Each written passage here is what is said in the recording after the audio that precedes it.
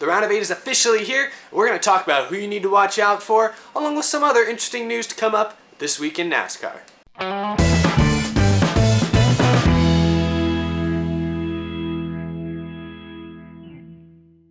How's it going, everybody? I'm Eric and you're watching Out of the Groove. For those of you who watched my Monday episode, first off, thank you for sitting through over 20 minutes of rambling. And if you watched, you'd know who was eliminated. I mean, obviously if you watched the race, you'd know too. But if you only watch my videos and don't actually watch NASCAR races, well, you should know who's out. But more importantly, you should know the 8 drivers who are still in. Jimmie Johnson, Kevin Harvick, Joey Logano, Kurt Busch, Matt Kenseth, Kyle Busch, Carl Edwards, and Denny Hamlin are all still in. Of those 8 drivers, all of them have won races this year. 5 of them are past champions. Jimmie Johnson's won 6 of them, so he's obviously going to be someone to watch out for. It's going to be a very competitive final stretch of the season here. And it all starts this weekend at Martinsville. Last season, we saw Martinsville get pretty out of hand. We had the deal with Kenseth and Logano, obviously, and Jeff Gordon got the win to move on to Homestead, so last year's race was very dramatic. Could we see something like that again this year? Possibly. I don't really expect any major retaliations for anything because nothing really has happened yet. But this race could set the stage for further drama down the road. The round of 8 consists of Martinsville, Texas, and Phoenix, 3 very different racetracks that suit many different guys' different driving styles. Martinsville, I'd expect guys like Jimmie Johnson, Denny Hamlin to run well. They've done so in the past. Texas Motor Speedway, I expect Joey Logano, maybe Matt Kenseth and Jimmie Johnson again to run well as well because that's a mile and a half. They've been strong there in their careers. And Phoenix, I obviously expect people like Kevin Harvick or Carl Edwards to run well. But like I talked about several weeks ago, this day and age, no real driver is seriously favorited at one track. Yeah, while Kevin Harvick is probably the favorite at Phoenix, any of the 8 drivers plus some of the guys that have already been eliminated, I think could win just as likely as he could. And I think the same goes for Martinsville and Texas. Like Martinsville, like I said, Jimmie Johnson's got a lot of wins there in his career. Even Jeff Gordon, who I know is going to be driving the 88 car, he's not a chase contender, but he could still run well there. But in the end, I think all those 8 drivers still in the chase are going to run in the top 10. Any single one of them could come out with the best car and win that race. I'll talk about my favorites in just a sec. I'll stop generalizing everything. I'll kind of be a little bit more specific. Some of you have asked me, and I should probably just say it anyways. I've done this at the beginning of every round so far. Here are the 4 drivers I am currently picking to make it to Homestead. Keep in mind, it's a toss-up in my opinion. Any of these 8 drivers could make it. These are the 4 that I'm leaning to. My first pick is Jimmie Johnson because that team, really since the chase started, has really shown rejuvenated speed, kind of like they did early in the season or in the past few years when they've won championships and run really well. Jimmie Johnson, this is the first time he's made it to the round of 8 since this new chase format started, and these tracks really line up well for him. He's on a roll. He wins the Fall Texas race almost every year. Martinsville, like I've talked about, is one of his best tracks of his career. I think it's a very good chance he gets a win at one of those places, at least one of those places, maybe both.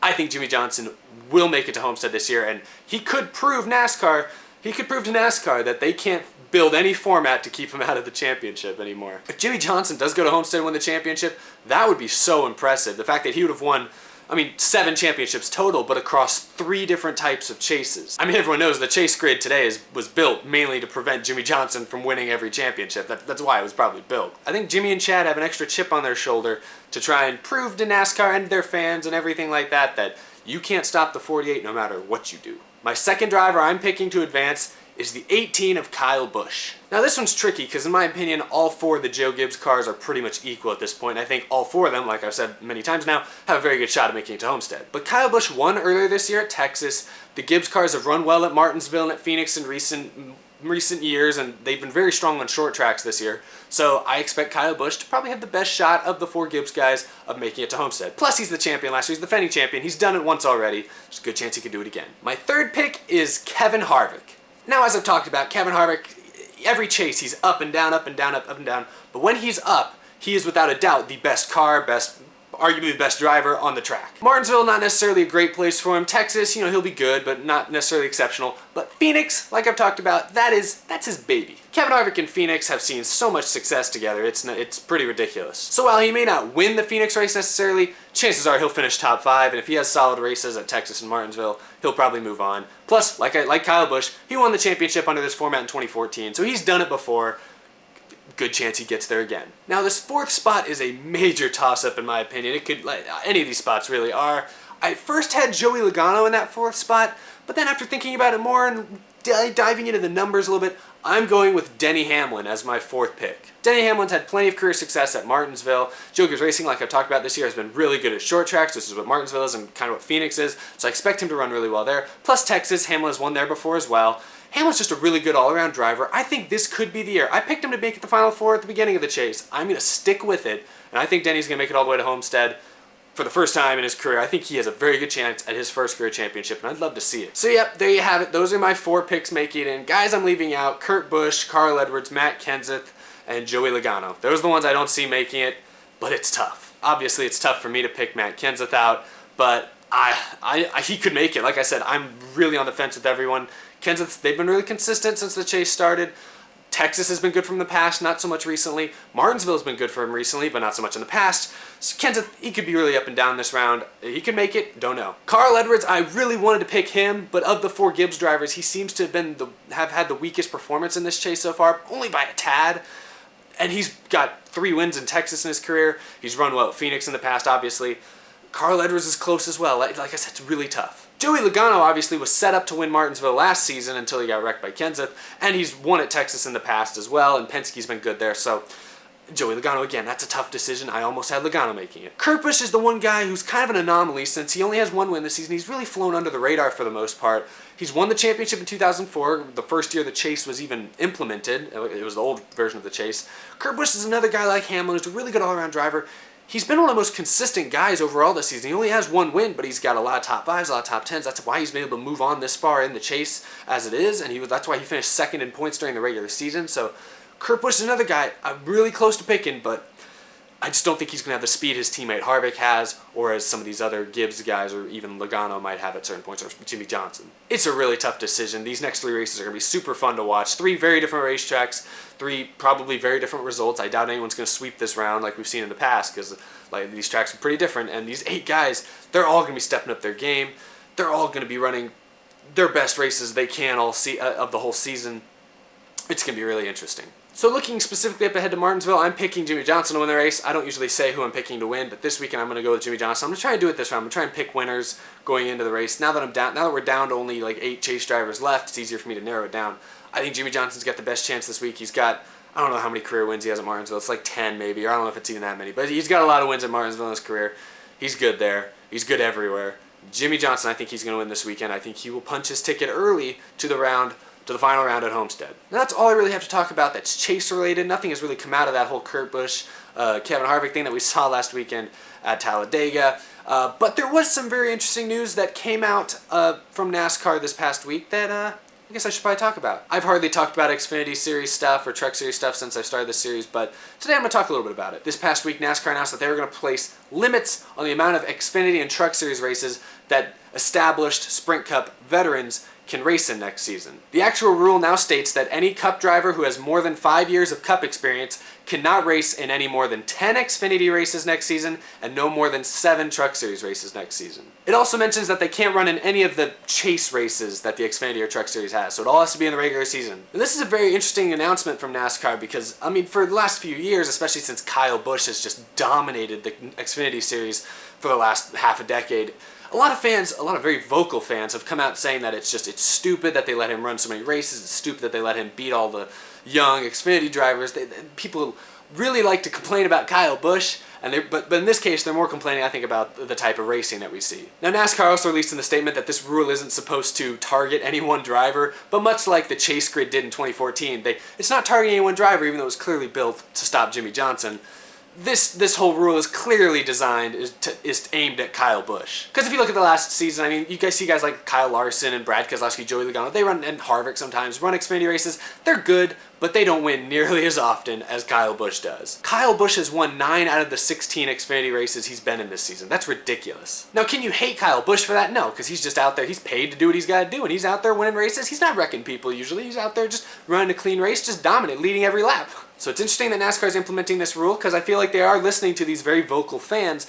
Well, at the same time, I think there are just as many fans, just not quite as vocal fans, that like seeing the Cup drivers in the Xfinity Series because it gives them a name to recognize and root for. Like me personally, I try to watch a pretty good amount of Xfinity races. I maybe watch about half of them in a season. I mean, I try to watch a decent amount, but I only have so much time in a weekend.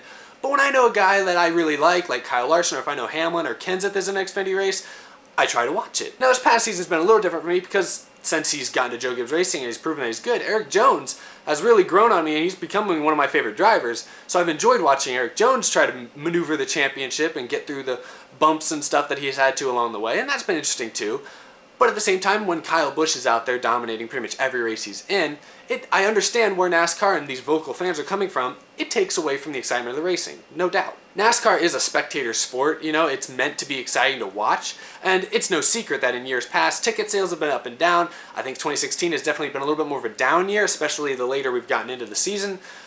NASCAR needs to make some changes, and that's completely understandable. I don't blame them at all for trying to make this stuff more entertaining to watch. But I really wonder how this decision to prevent Cup drivers from racing in Xfinity races, I really wonder how it's going to actually affect the racing. Will the racing be better, or will we just see guys like Erik Jones dominating again? I think it will make the races better, but will I enjoy watching them as much when I don't have as many named drivers that I like to root for in the race? It'll be interesting. I'll definitely watch a lot of the races next season like I always try to do. I'll see. It'll probably be better racing, like I said. I wonder if it'll be as much fun to root for. I don't know. The other thing to point out, though, is that it only affects drivers that have been in the Cup Series for more than 5 years. That's guys like Kyle Busch, Harvick, Keselowski, Hamlin, or even Joey Logano, I think, has been in the league 5 years. It does not affect people like Erik Jones, Kyle Larson, or Chase Elliott, who will all be full-time in the Cup Series next season, but have not been there for more than 5 years at this point, especially not Elliott and Jones. So they'll still be able to run in as many Xfinity races as they want. Chase Elliott, I don't think he's going to be running in very many. Erik Jones, it's yet to be determined. He could still be running a full Xfinity schedule next year. I don't know. I don't think Joe Gibbs Racing has announced that yet. Kyle Larson, he's been in the Cup Series, 3 or 4 years now, so he's only got about a year or so of eligibility left before he'll be affected by this rule. So, you know, next year won't be too big of a change. You just won't see that 18 car by Kyle Busch out there leading as many laps. So I think in general next year it's going to be a good thing for the sport to get these guys out a little bit more. I wonder how the sponsors will feel about it, because you look at people that sponsor Kyle Busch like NOS Energy and like Dollar General and all these Toyota sponsors that have been sponsoring Kyle Busch's 18 car.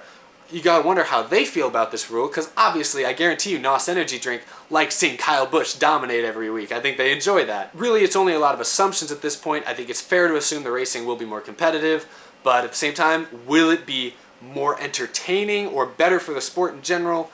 That I think still remains to be seen, but I'll be curious to hear what you guys think about that. I'm happy that they're getting Kyle Busch out of the car sometimes as a fan, as a spectator, but the other parts of the sport, I wonder if they're as happy as we are. I mean, it's interesting to think about. But that is my show. Thank you guys so much for watching. As always, next episode will be up after Martinsville on Monday. I believe so, although I am kind of busy next Monday, so hopefully that doesn't restrict it. It should be up Monday. I shouldn't say that. That makes people nervous for no reason. Thank you guys for watching. Please follow me on Twitter if you haven't already for more NASCAR related stuff, things about me. I like to chill in there with people. I'm pretty active, I think. Follow me there. Links are in the description. That's all I really have to say. Any other big announcements I'll talk about later. I'm trying to work on other videos too besides just these right now, but I just have not had any time. I want to do another NASCAR parody in November, at least one in November, maybe two, but I've not had time for that yet. I need to work on that as well. So a lot of stuff happening over here in my tiny little space. It's midterms week was this last week too, so as you're watching this video, I'm done with all my midterms, so that should free up time for more videos. So hopefully that's all true. Hopefully that all works out. That's all for me. Thanks for watching, guys. I'll see y'all next week.